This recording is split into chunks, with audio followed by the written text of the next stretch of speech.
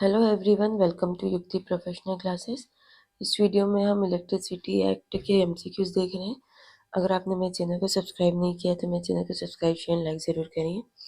Which provision related to reporting in inquiry of electricity accident. अगर कोई electricity accident हो जाता है तो उसकी उस दुर्घटना की सूचना देने और उसकी इंक्वायरी करने से रिलेटेड कौन सा सेक्शन है, तो सेक्शन 161 है। इसमें दिया गया है कि विद्युत दुर्घटनाओं की सूचना देने और उनकी जांच से संबंधित है ये। यदि किसी बिजली लाइन या उपकरण से कोई दुर्घटना होती है जिससे किसी व्यक्ति या किसी मतलब पशु की मृत्यु या चोट हो सकती है, तो उसकी सूचना संबंधित अधिकारियों को दी जानी चाहिए। सरकार आवश्यकता अनुसार इस मामले की जांच कर सकती है। नेक्स्ट है, under which section is the appointment of the electrical inspector made. तो जो इलेक्ट्रिकल इंस्पेक्टर की अपॉइंटमेंट किस सेक्शन में की गई है ये पूछा गया, तो सेक्शन 162 में की गई है। इसके तहत बोला गया है कि अप्रोप्रिएट जो गवर्नमेंट है वो इलेक्ट्रिकल इंस्पेक्टर मतलब विद्युत निरीक्षकों की और मुख्य विद्युत निरीक्षक की नियुक्ति कर सकती है। ये निरीक्षक विद्युत अधिनियम के तहत निरीक्षण और रिपोर्ट करने के लिए अधिकृत होते हैं। तो ये सेक्शन 162 में दिया गया है, इसको ध्यान रखिएगा। नेक्स्ट है, यदि कोई उपभोक्ता लाइसेंसी को उसके परिसर में प्रवेश करने की अनुमति नहीं देता है तो लाइसेंसी को क्या करने का अधिकार है। मतलब जो इफ कंज्यूमर क्या कर रहा है कि लाइसेंसी को अंदर आने नहीं दे रहा है प्रीमाइसेस को, जैसे बिजली चेक करने के लिए या कुछ मीटर वीटर चेक करने के लिए अंदर जाना है, तो यहाँ पे कंज्यूमर आने नहीं दे रहा है लाइसेंसी को, तो व्हाट राइट डज लाइसेंसी है, तो वो क्या कर सकता है, तो वो to cut off the electricity supply after giving a 24 hours written notice. वो क्या करेगा, 24 घंटे का नोटिस दे देगा, उसके बाद वो इलेक्ट्रिसिटी कट कर सकता है।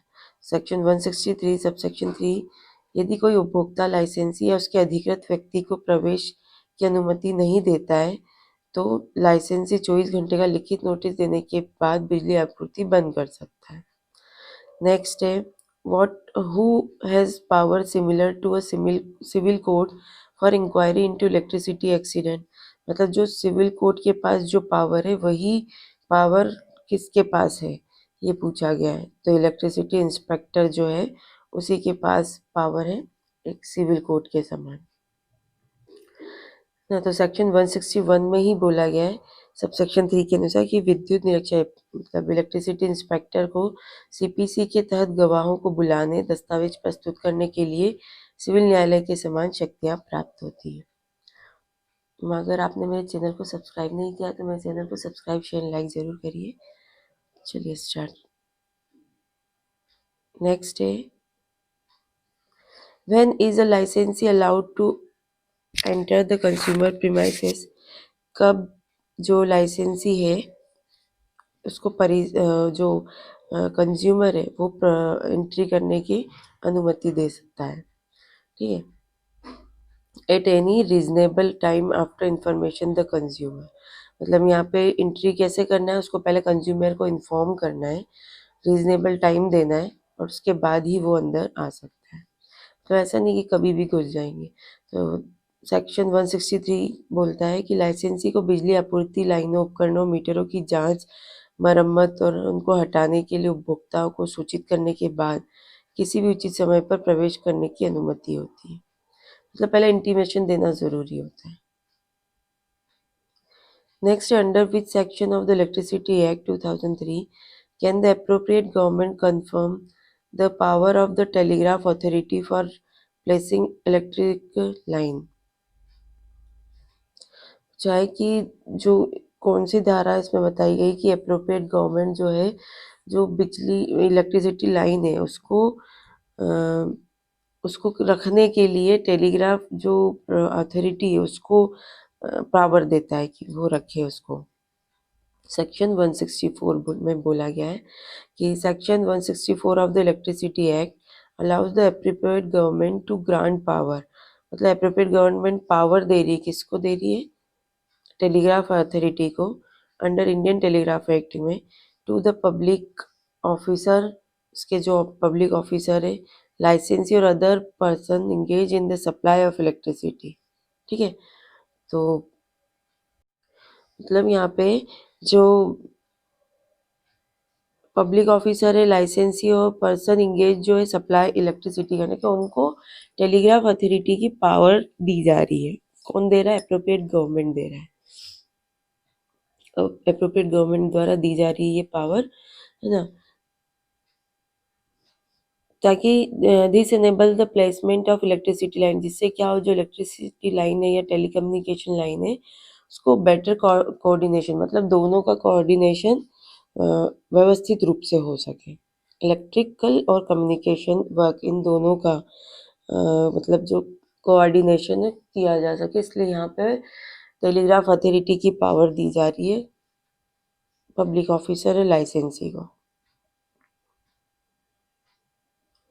नेक्स्ट है which act is referenced in section 165 of the electricity act 2003 regarding land acquisition.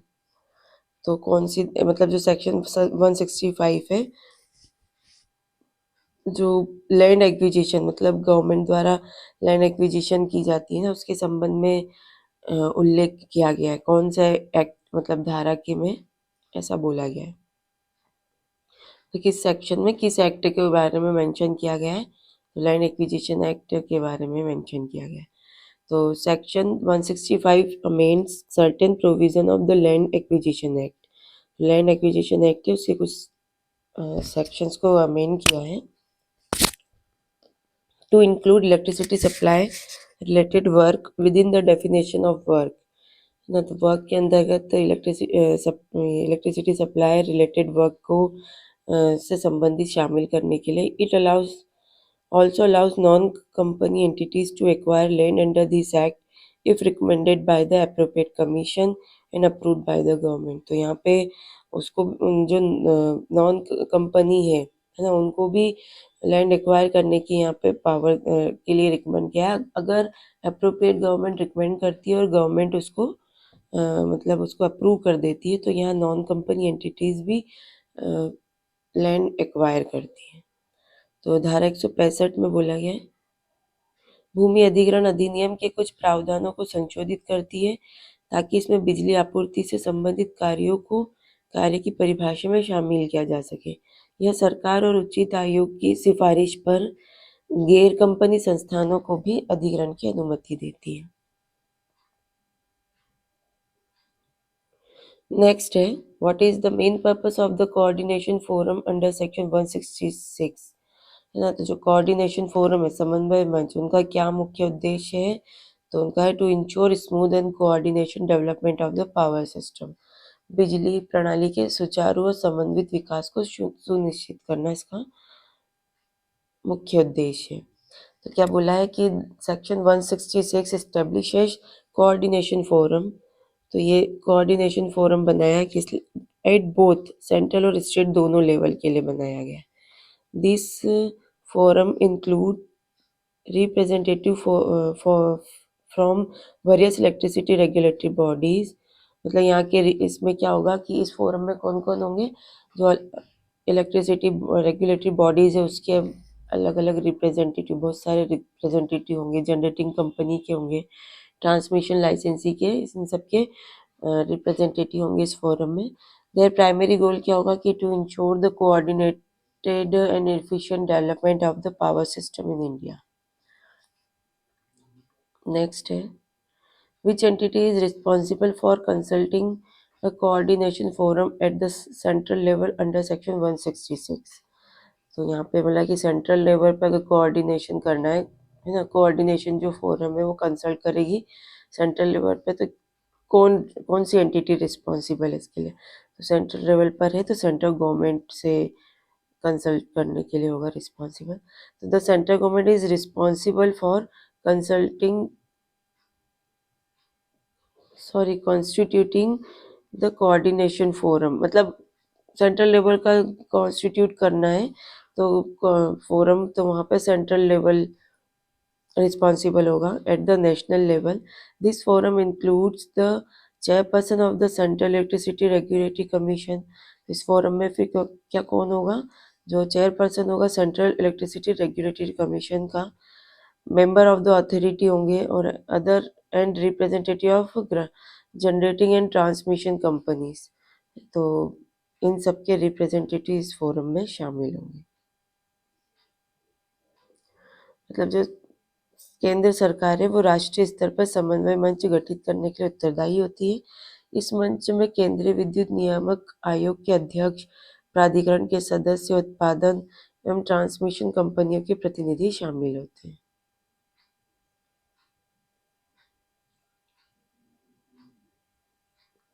What is the role of the district level committee under section 166 subsection 5? तो जो डिस्ट्रिक्ट लेवल की कमेटी है उसका क्या रोल है ये पूछा गया है। तो to coordination and review electrification power quality and energy efficiency. ठीक है, तो विद्युतकरण, बिजली की गुणवत्ता और ऊर्जा दक्षता का समन्वय और समीक्षा करना डिस्ट्रिक्ट लेवल कमेटी का काम है।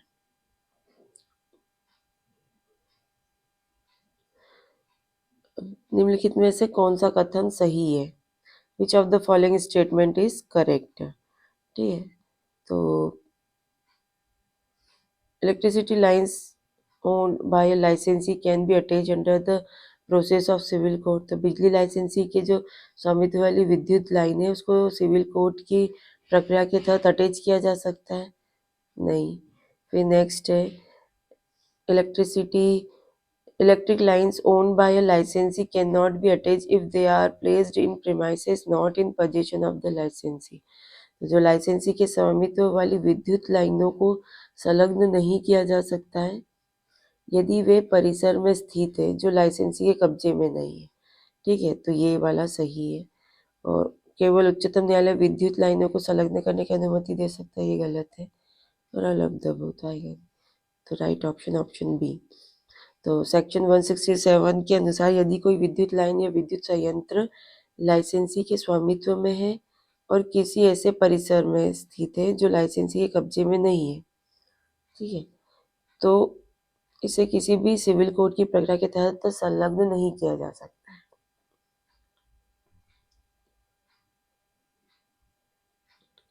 नेक्स्ट है section 168। Under section 168 who among the following does not receive protection. तो इसमें किसे प्रोटेक्शन नहीं है? तो अप्रोप्रिएट गवर्नमेंट को है, अपीलेट ट्राइब्यूनल को है, अप्रोप्रिएट कमीशन को है, प्राइवेट इलेक्ट्रिसिटी कंज्यूमर को नहीं है।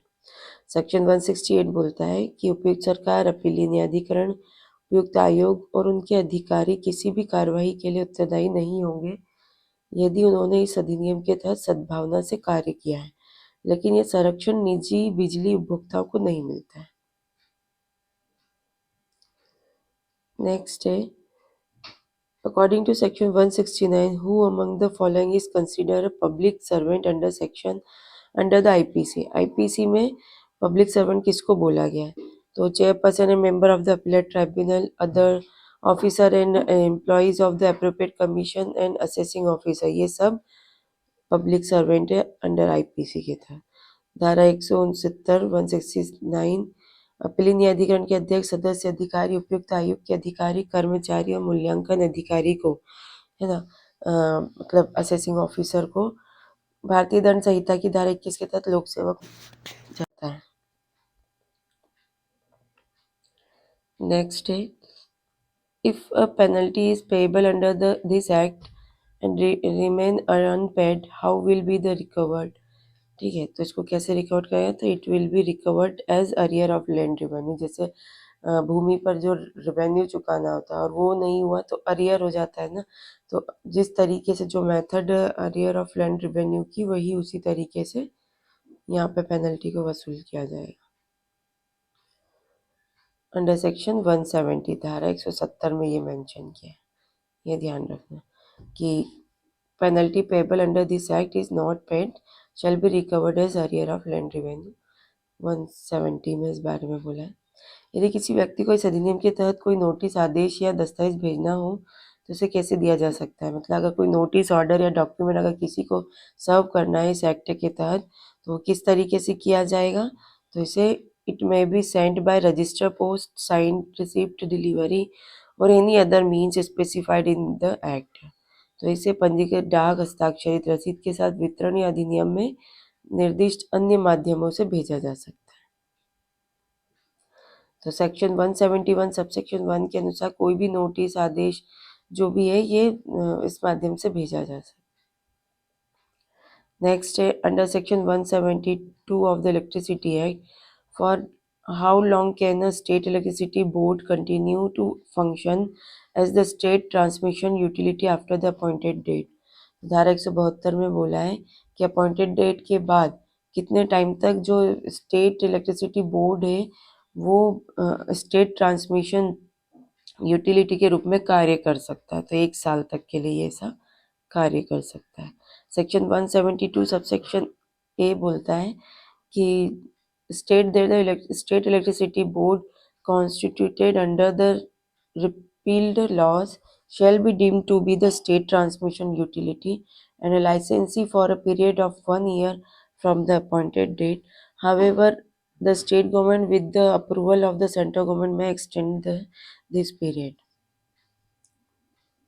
मतलब जो स्टेट इलेक्ट्रिसिटी बोर्ड था वो रिपील्ड एक्ट के तहत बना गया था, है ना। तो उसको स्टेट ट्रांसमिशन यूटिलिटी और लाइसेंसी माना जाएगा। कब तक के लिए? 1 वर्ष तक के लिए वो अपनी सेवाएं देता रहेगा, लेकिन इस टाइम पीरियड को बढ़ाया भी जा सकता है सेंट्रल गवर्नमेंट की कंसेंट से।